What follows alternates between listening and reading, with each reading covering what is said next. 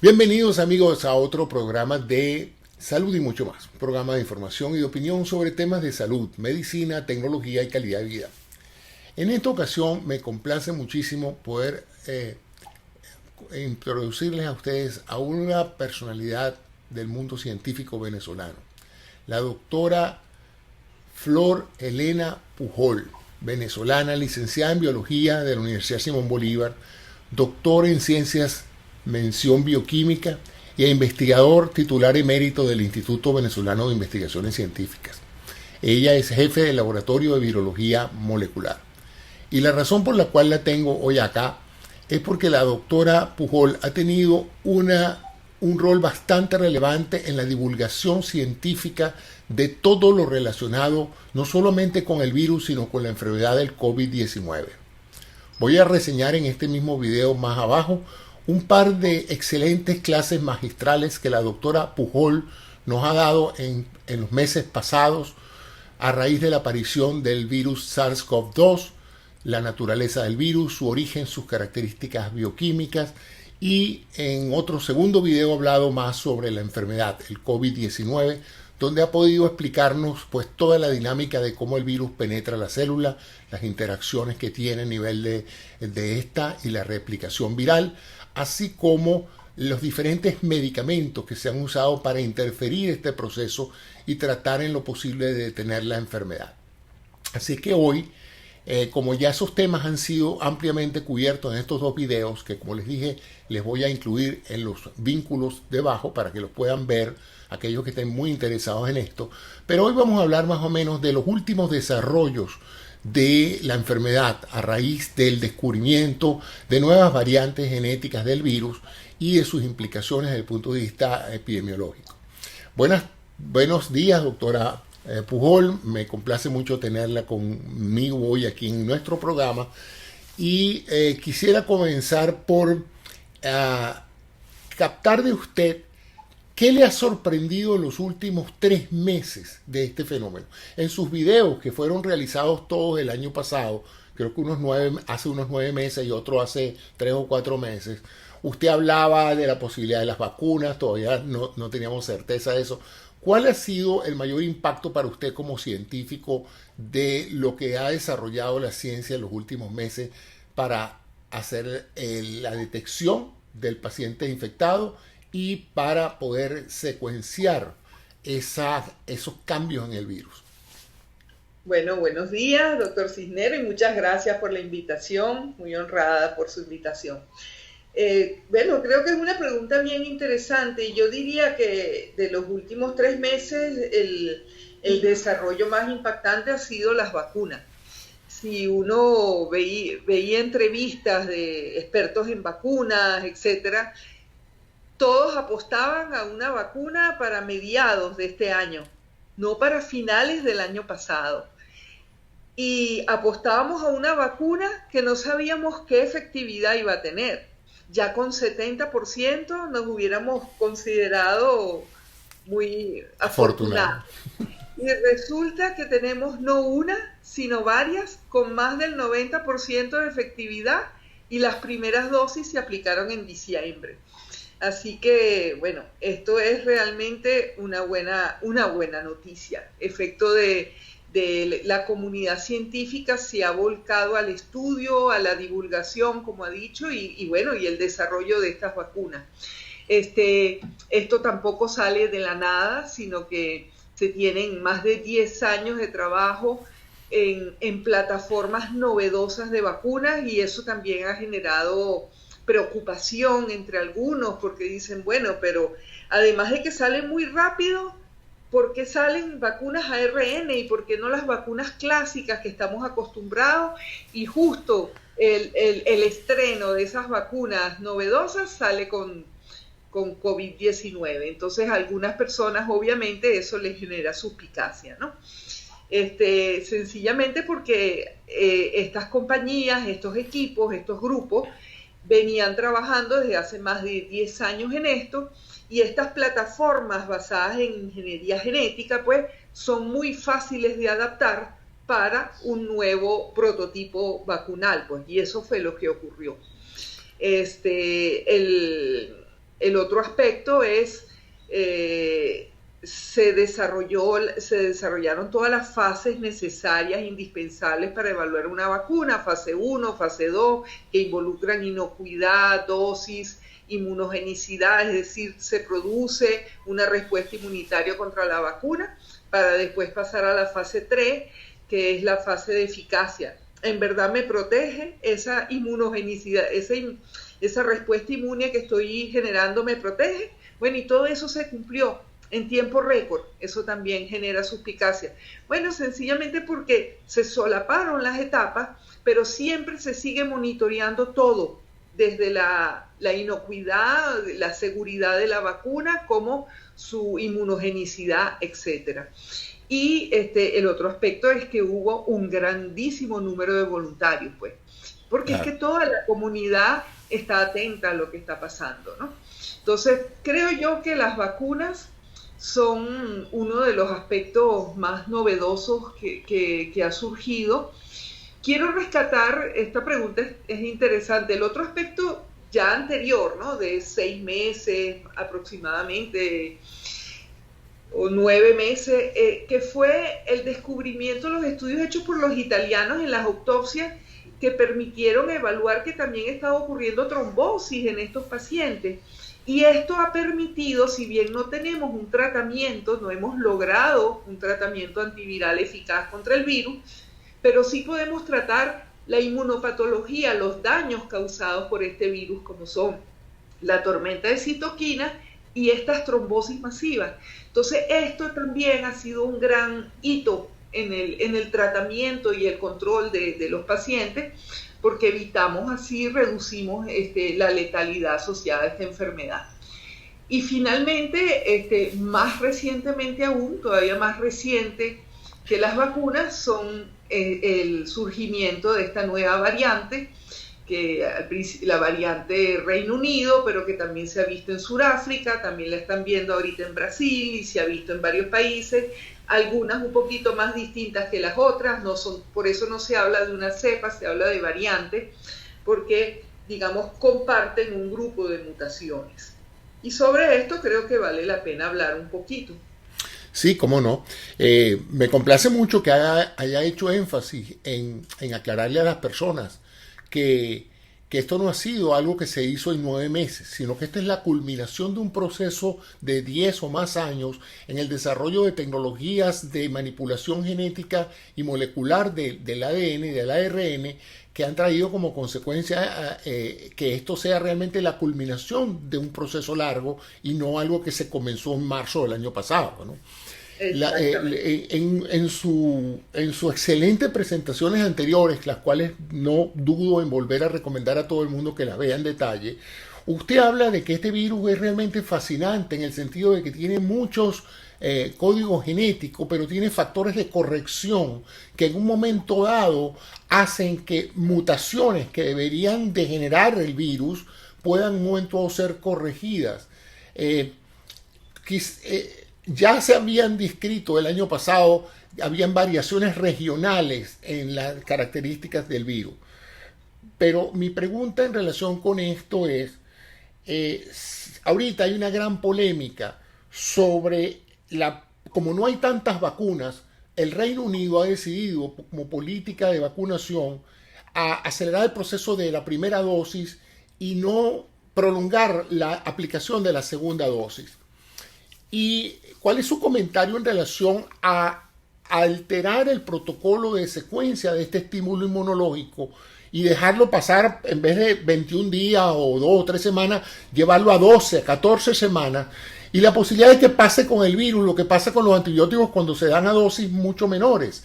Y es que existe la posibilidad de que la primera dosis elimine una cantidad de virus, pero deje muchas replicaciones virales de cepas mucho más virulentas, más agresivas, y entonces cuando venga la segunda dosis ya realmente tengamos una amplia dispersión o replicación de virus que ya no los anticuerpos no reconocen la proteína de espiga, que es el factor de enganche de eso. Quisiera que hablara un poquito sobre eso, porque hay una gran preocupación de que las vacunas llega un momento en que no sean efectivas, por lo menos no al 95% como antes. ¿Y cuál es su opinión en relación con esto de lo que sería una subvacunación en términos de la aplicación del protocolo que fue originalmente desarrollado? Sí, esta es una pregunta muy caliente, muy importante. Justamente ayer la discutía con el doctor José Esparza, que es un médico venezolano que trabajó en la OMS y en la Fundación Bill Gates, experto en vacunas, ¿no? Y sí, porque se habla de aplicar una sola dosis para poder distribuir y vacunar más personas, al menos en la primera dosis, y postergar un poco la segunda dosis. Digamos, plantea dudas y preocupaciones porque sabemos que con las dos dosis se adquiere un nivel de inmunidad mayor y para poder alcanzar esos valores de eficacia por encima del 90%, esos valores fueron basados en dos dosis. La pregunta es, quizá están evaluando la presencia de anticuerpos y, digamos, uno puede ir monitoreando en el voluntario con las tomas de muestras sanguíneas que se hacen a lo largo de la vacunación. Si ya con la primera dosis el título de anticuerpos neutralizantes es lo suficiente y correlacionarlo con los niveles de protección como para garantizar que si bien quizás no se alcance un 92-95%, se alcance un 85%. Que recuerden, nosotros habíamos pensado llegar a un 70 como éxito, ahora estamos en 95 y entonces quizás nos ponemos agalludos, para decirlo coloquialmente. Entonces quizás se está sopesando qué es mejor, vacunar poca gente con 95% de eficacia o vacunar el doble y tener un 85% de eficacia, que de todos modos me puede garantizar el equivalente de esta inmunidad de rebaño, que es lo que estamos tratando de conseguir de una forma sin exponer la gente a la infección. Sí. Estoy especulando porque no conozco bien los términos. Ahora, la pregunta que usted hace sobre como uno dice cuando pasa mucho con los virus, sobre todo el VIH es el ejemplo. Las personas que no son adherentes y que toman su medicamento no de forma adherente, el virus desarrolla resistencia a los medicamentos por esta plasticidad que tienen los virus de mutar. Como bien dijo, este virus tiene mecanismos de corrección, pero tiene otros mecanismos de mutar, como son la recombinación, y el individuo, el hospedero, es quien lo está haciendo mutar porque sabe que eso puede ser dañino. Pero entre todo eso y entre que ha infectado más de 90 millones de personas, obvio que el virus va a desarrollar mutación. Las variantes, digamos, tipo Gran Bretaña, pues, para Reino Unido, para decirlo, calificarlas de alguna forma. No, las evidencias preliminares muestran que son susceptibles a los anticuerpos neutralizantes producidos por la vacuna. Esas son evidencias de cultivo, in vitro, como llamamos. Todavía no hay estudios de eficacia de la vacuna en zonas donde circula la variante, pero me imagino que en Inglaterra pronto se va a poder responder esa pregunta. Y como decimos, en coronavirus hay que ser muy cautos. Lo que decimos una semana, quizás la semana que viene no es válido, ¿no? Pero hasta ahora no existen evidencias de que estas variantes sean ni más graves, ni no sean susceptibles a la protección conferida por la vacunación. Esas son muy buenas noticias. Y yo no estaría tan preocupada de ese aspecto, de que eso me permita una infección como subclínica, que me permita el surgimiento de variantes. Claro, las variantes son mucho más transmisibles y ese es el gran problema. El gran problema es que la probabilidad de que un evento conlleve a una infección, a un contagio, es mucho mayor con estas variantes que con las originales. Entonces, vamos a necesitar quizás un título de anticuerpos suficientemente grande para que evite, porque este virus es todavía más fácil que penetre en la célula, ¿no? Entonces eso sí puede ser un poquito preocupante.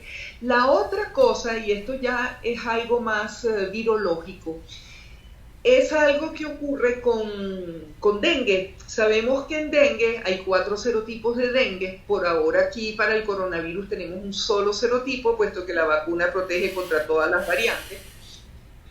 Y es que la existencia de una infección previa, por ejemplo, contra serotipo 1, en vez de protegerme contra una infección de serotipo 2, hace que soy más susceptible a desarrollar un dengue hemorrágico. Y uno de los factores involucrados, de los mecanismos involucrados en esta predisposición, son lo que llamamos los anticuerpos facilitadores. Son anticuerpos que en vez de proteger, decoran al virus y lo ayudan a entrar a la célula. Entonces, este fenómeno que por sus siglas en inglés es ADE, y facilitación mediada por anticuerpos, se sabe que ocurre con los coronavirus.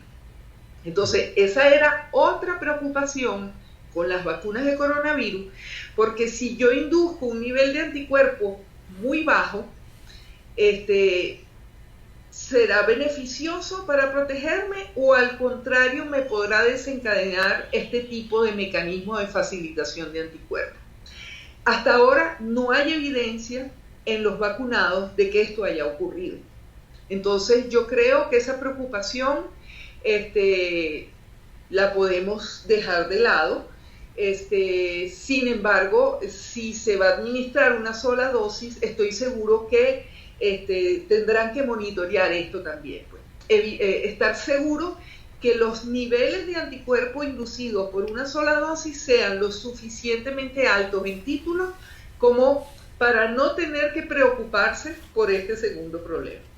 En todo caso, digamos, la inmunidad, digamos, incompleta, si se quiere llamar, que no sería incompleta, no creo que haya preocupación de que vaya a permitir la emergencia, pero bueno, es posible. Esos serían lo que se llaman mutantes de escape a la vacunación.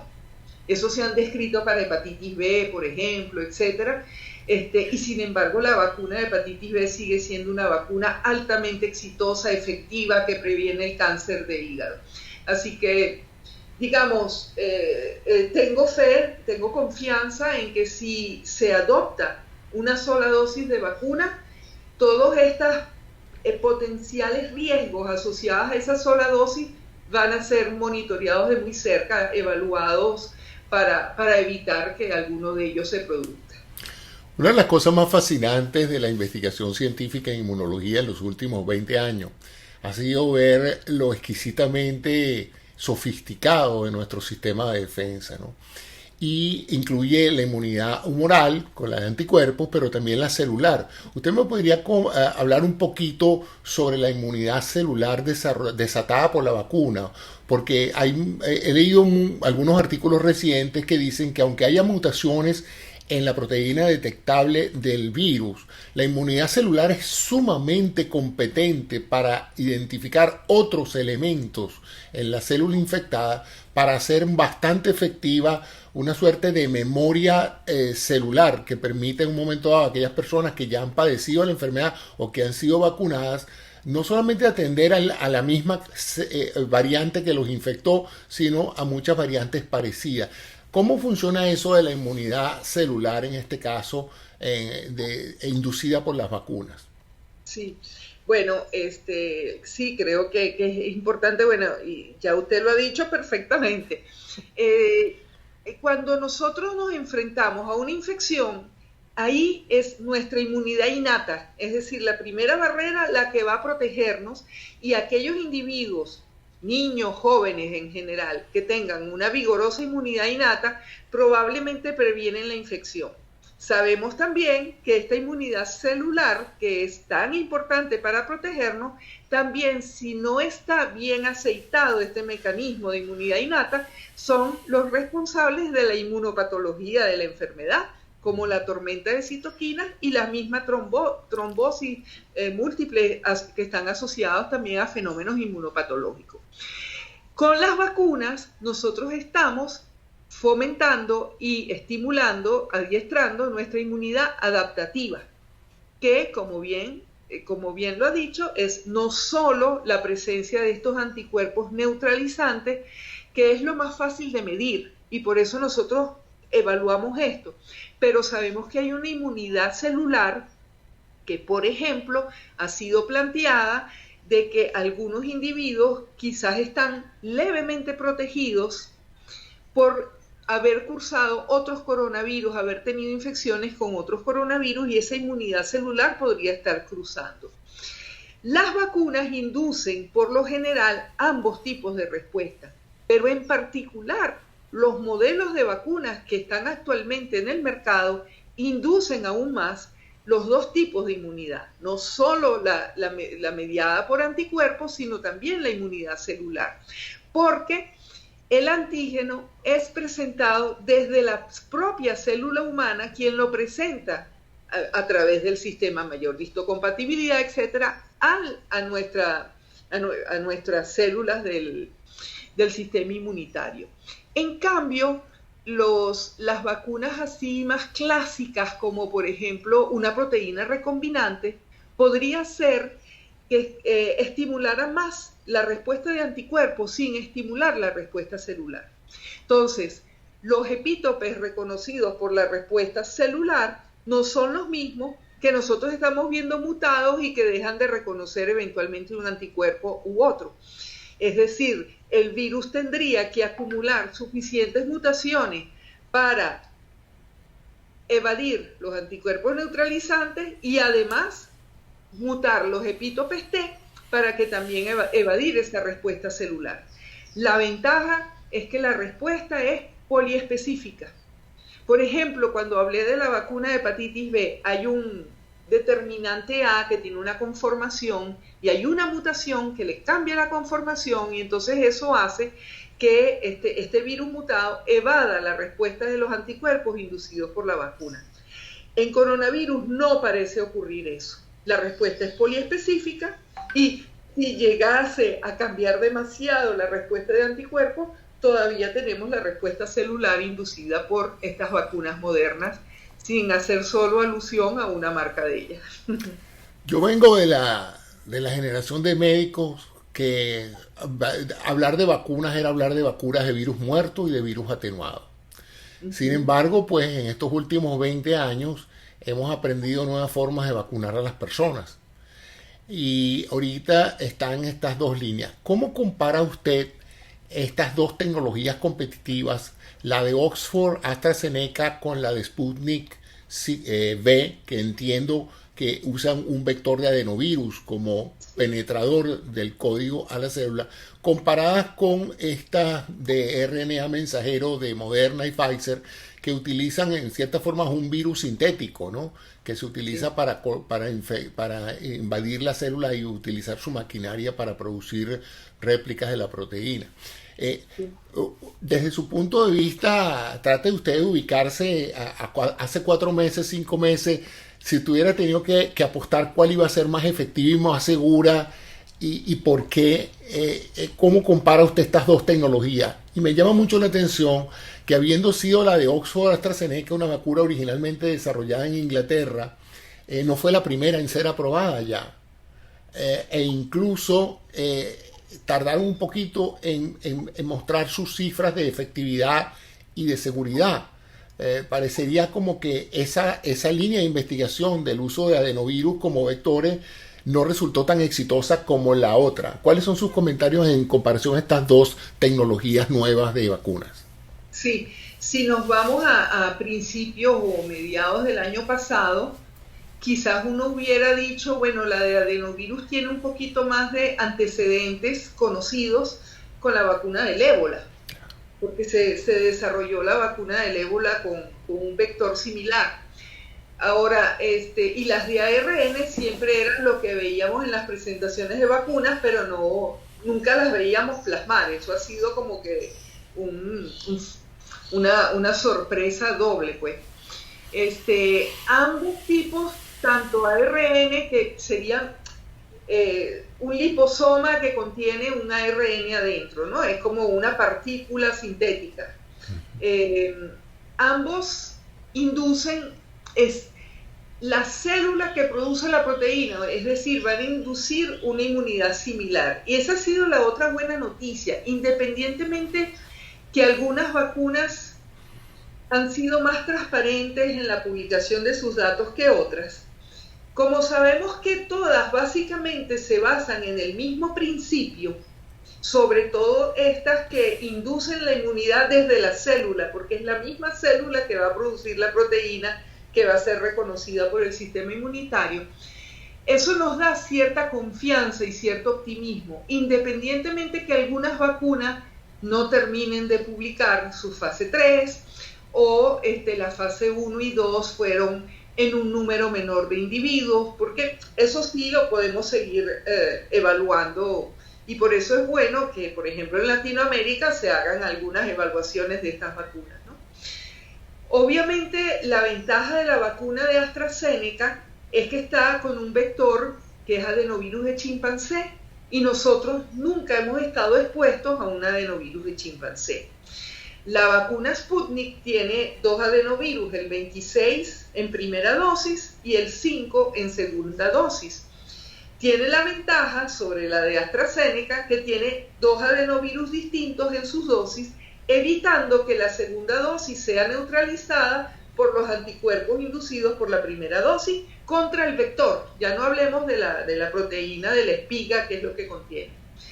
Pero tiene la desventaja, la de Sputnik, que muchas personas han estado expuestas previamente al adenovirus 5. El 26, gracias a Dios, no. O sea que la primera dosis podríamos intuir que va a ser mucho más efectiva que la segunda dosis. Entonces, cada vacuna tiene un poco su detallito para no hacerla perfecta, pero se acercan bastante a la perfección, pues. Entonces, las vacunas ARN, en este sentido, la de Pfizer, como usted dice, estaba punteando, todo el tiempo estaba punteando AstraZeneca, y cual películas en carreras de caballos. Ganó por una nariz. Y gana, que fue la de Pfizer, ¿no? Y la de Pfizer ha sido poco, pero están estas reacciones anafilácticas. He oído que probablemente sea uno de los vehículos de la vacuna, que es el poliestilenglicol. Sin embargo, uno se pregunta, ¿y entonces por qué la de Moderna no? Porque también lo contiene, ¿no? Puede ser que sea un lote, etcétera. Esa era otra de mis preguntas, ¿no? Si los fenómenos alérgicos que se están desarrollando a la vacuna son producto del contenido proteico antigénico del código, o es el vehículo, es la sustancia en la cual se inmersen esos agentes. Y asociado a esta pregunta, ¿cuál es el tiempo de vigencia en el área? Se inyecta intramuscular. ¿Cuál es el tiempo de duración de esa vacuna en términos de su vida media en el organismo? ¿Se deteriora en horas, en días, en semanas? O una vez que el efecto antigénico se produce, ya lo demás ocurre a nivel del sistema inmunológico y la sustancia como tal de la vacuna se degrada rápidamente? ¿Cómo es eso?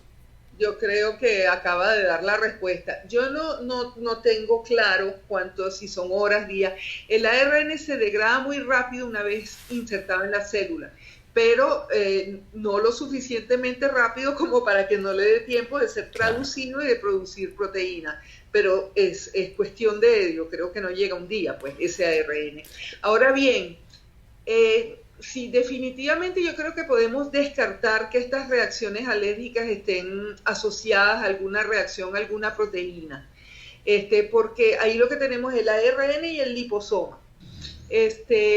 Y el hecho de la formulación en liposoma también es para permitir su liberación, así como los adyuvantes, pues que lo que nos hacen es una liberación prolongada para inducir una respuesta inmunitaria suficiente, porque si todo fuera liberado al mismo tiempo, pues no daría tiempo, sería eliminado muy rápidamente para montar una respuesta inmunitaria efectiva.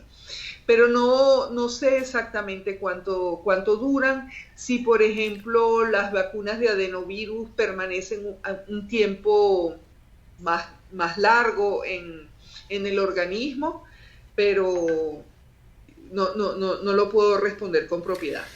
Entendiéndolo desde este punto de vista, estaba viendo ayer un diagrama que habla de que la vacuna entra en la miofibrilla. O sea que tengo la impresión, y corríjame si estoy equivocado, que el proceso ocurre en el sitio de la vacuna, en el músculo donde la vacuna es insertada, se inicia el proceso de colonización de la maquinaria citoplasmática que genera la proteína en esa miofibrilla del músculo. O sea que no se necesita literalmente que ese agente de RNA entre en toda la circulación sanguínea e infecte todas las células del organismo para producir el efecto, Claro, sino que básicamente es algo local que desarrolla, pues dispara el proceso inmunológico. ¿Es así?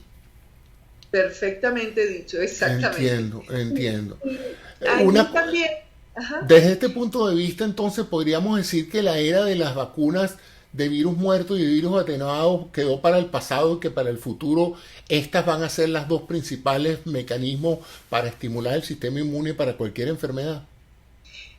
No, yo diría que no. De hecho, revisando un poco, hay 240 desarrollos vacunales, algunos en fase preclínica, y no todos van a alcanzar fase clínica, ¿no?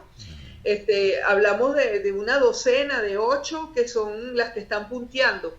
Pero, por ejemplo, el doctor Enjuanes, que es un investigador español, que es uno de los expertos mundiales en coronavirus, antes de que todo el mundo se convirtiera en experto en coronavirus, él está evaluando una vacuna atenuada.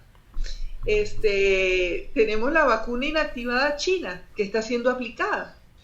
Realmente, revisando el tema, también están las vacunas, las pseudopartículas virales expresadas en baculovirus, cuyo vacuna emblemática es la vacuna de papiloma, la vacuna de papilomavirus, por ejemplo. Pues todos los modelos de vacunas están siendo evaluados. Las proteínas recombinantes, Novavax, que suena, que ya está en fase Sí. clínica, es una proteína recombinante. O sea, todos los modelos de vacunas están siendo evaluados. Y la otra ventaja es que si vamos a necesitar un reto, bueno, quizás después se puedan establecer colaboraciones como la que se está estableciendo entre AstraZeneca y el Instituto Gamaleya, para cruzar las dosis, para evitar justamente que los anticuerpos inducidos contra el vector, estos adenovirus, interfieran con permitir, porque necesitamos que esos adenovirus no replicantes entren a la célula y produzcan la proteína. Si hay una respuesta inmunitaria ya demasiado vigorosa contra el vector, pues la vacuna pierde efectividad, pues, los retos, pues. Entonces, como todavía no sabemos la duración, pero los retos están contemplados, que quizás haya que hacerlo, no está mal que haya variedad de presentaciones antigénicas e inmunogénicas. Y la otra cosa, como bien apuntó usted con respecto al sitio, estamos induciendo una inmunidad sistémica. Cuando sabemos que esta es una enfermedad mucosal, la vía de entrada es mucosal, y toda la vida en inmunología hemos sabido que quizás, lo que pasa es que la sabemos hacer menos bien, inducir la inmunidad mucosal quizás sería todavía más efectivo. Entonces ahí también hay algunos desarrollos de vacunas nasales por inoculación intranasal, así como administración de medicamentos. Yo a veces siento que algunos medicamentos los hemos tirado a la basura muy rápidamente, sencillamente porque no están alcanzando la concentración efectiva en el pulmón, que es donde tienen que actuar. Entonces, quizás hay otros desarrollos que pueden venir, como explorar esta vía de inmunización o de inoculación de fármacos, pues, intranasal.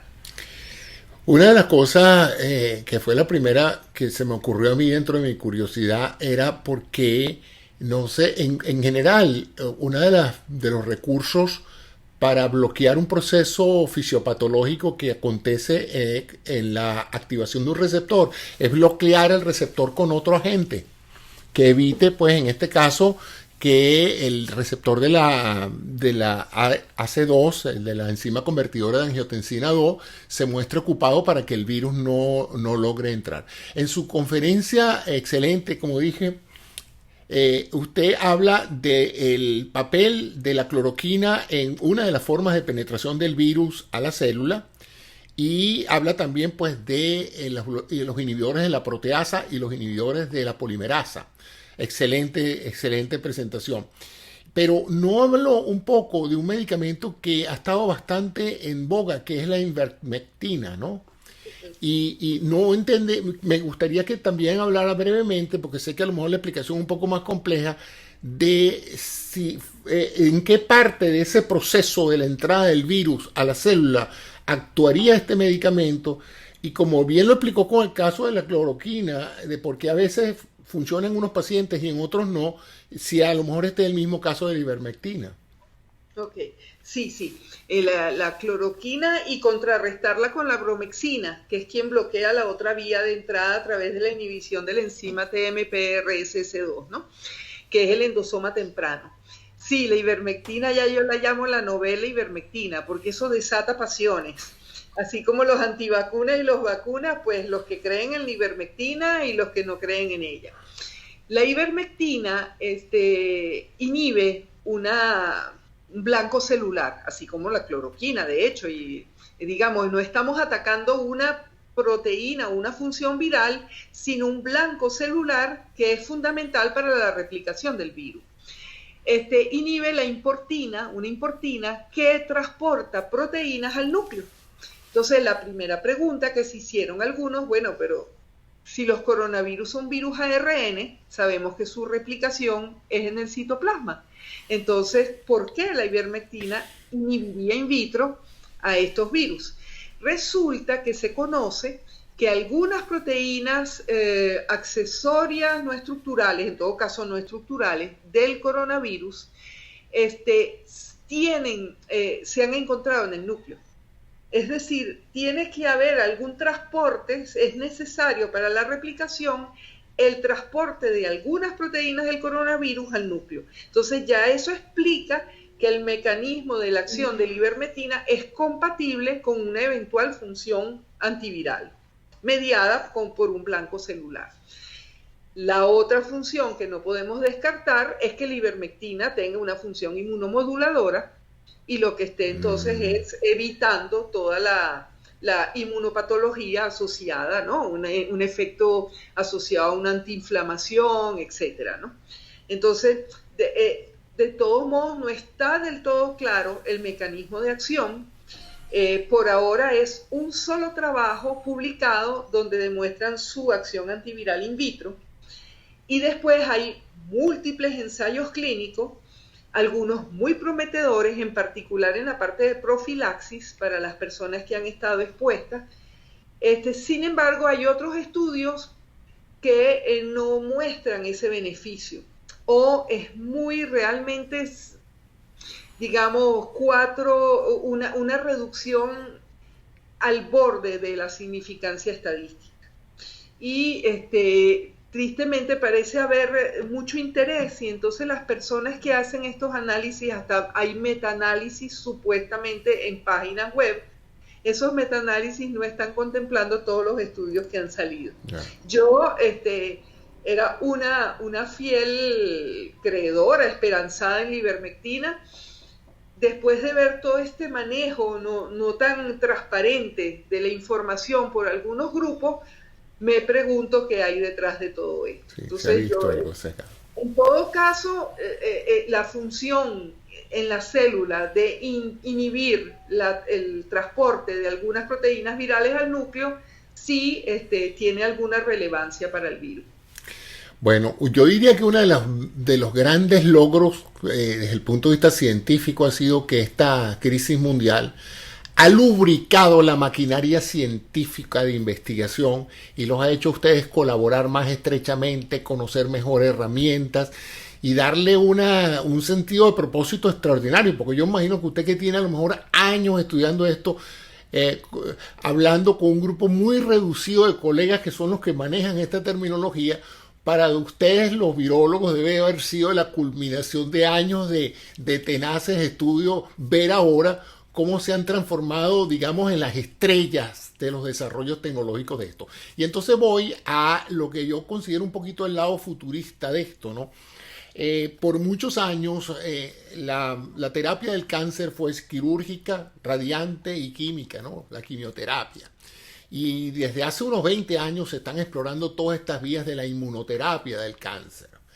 ¿Qué rol le da a usted este desarrollo de vacunas, esta capacidad de cortar y empastar segmentos genéticos, de identificar secuencias de bases que en un momento dado activan un proceso canceroso? Estamos cada vez más cerca de vacunas contra cánceres específicos, y usted ve entonces, por ejemplo, que estas líneas de investigación, yo recuerdo que una vez le echaron una broma al doctor Jacinto Convid porque dijeron que él tenía la vacuna contra el cáncer allá en Caracas, ¿no? En el Hospital Vargas. Pero estamos entonces, ahora que tenemos estas herramientas científicas de detalle de biología molecular, más cerca de identificar aquellas células cancerosas que tienen elementos antigénicos que pueden hacer que nuestro propio sistema inmune las destruye antes de que ellas alcancen una masa crítica y produzcan la verdadera tumoración. Bueno, yo no soy experta en el tema. Podría decir que obviamente el desarrollo de estas vacunas pues va a tener implicaciones en todos los campos, estamos claros. Ya sin llegar a la inmunoterapia, en el diagnóstico y lo que es los factores pronósticos para el cáncer ya se han beneficiado enormemente de la biología molecular. Sí. Esta es una enfermedad, o sea, lo que pasa es que hay que ser experto en cáncer y en cáncer de cierto tipo de cáncer, ¿no? Claro. Para poder conocer todos esos factores pronósticos, y realmente es impresionante cómo se ha movido ese campo. Así que no dudo que estos desarrollos de vacunas ARN puedan ser muy útiles para desarrollo futuro, pero no me atrevo a decir más. ¿Evolucionará el SARS-CoV-2 y el COVID a una suerte de gripe estacional que venga cada año con su variante, siga siendo infeccioso pero no muy letal? ¿Alguna suerte de un segundo influenza pero de SARS-CoV-2? Yo diría que ese es el futuro, ¿no? O sea, obviamente que será una enfermedad endémica que nos va a acompañar por muchos años. Yo diría que eso es lo que nos espera. Y bueno, hay que recordar, la influenza, ahora suena muy poquito, pero la influenza estacional mataba a 500,000 de personas al año. Así y es. Eso que se predecían las vacunas para el hemisferio norte y sur, no tanto porque la inmunidad decaiga, sino porque como hay tantos subtipos de influenza A, entonces se predecía lo que iba a circular y con base en eso se producían las vacunas para que la gente se inmunizara en diciembre, a principio de año, ¿no? Sobre todo las personas mayores y los niños. Puede ser que ahora necesitemos incorporar anualmente la vacuna de SARS-CoV-2, un refuerzo anual o cada 2 años, no lo sabemos. Y puede ser que ese refuerzo también lo formulen con la mutación N501Y, que ahora quizás vaya a desplazar la Y a la N, así como desplazó la G614 a la D614. Yeah. Eso no es probable que pudiera ocurrir. Bueno, doctora, quisiera entonces darle muchas gracias por este tiempo que me ha dedicado y por la oportunidad de que otras colegas y personas puedan escuchar su voz autorizada en relación con esto.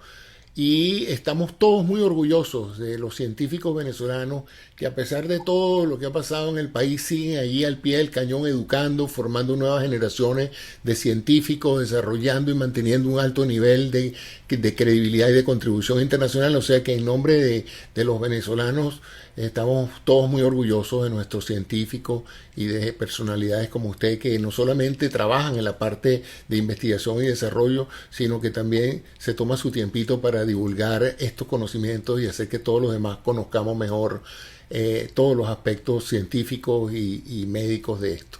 Muchísimas gracias a usted y espero contar con usted en próximas entrevistas, porque estoy seguro de que seguirá habiendo nuevos acontecimientos en este campo y nadie mejor calificado para usted que darnos sus opiniones y sus informaciones en relación con esto.